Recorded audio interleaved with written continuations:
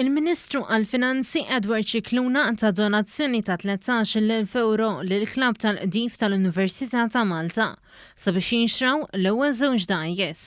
Dawn il-flus ġejjin mill-fondi għal kawżi ġusti. Dan il-fond se jgħin l-isport tal-Qdif. Il-President tal-Klabb spjegat kif dan il-fond huwa kruċjali sabiex jippromovi dan l-isport f'pajjiżna. L-aim partikolari tagħna hija li nittrejnjaw atleti biex eventualment anka jirrappreżentaw il-Malta fuq livell internazzjonali.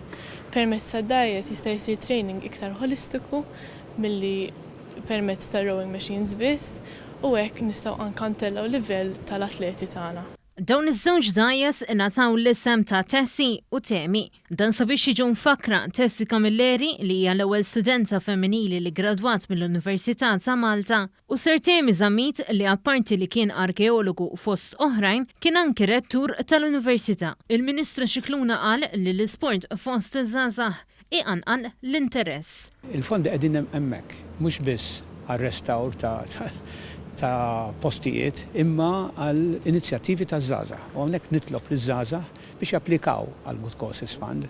Imbasta jkollhom proġett li huwa interessanti li jgħinu jimmotivhom u jirnexxilhom iwettqu dal-proġett li jkollhom f'moħħhom. Min-naħa tiegħu ir-rettur tal-Università, il-Professur Alfred Vella, saħaq kif l-ogħla istituzzjoni edukattiva f'Malta qis l-isport bħala dixxilpina akkademika u tagħtih l-importanza li jixraqlu.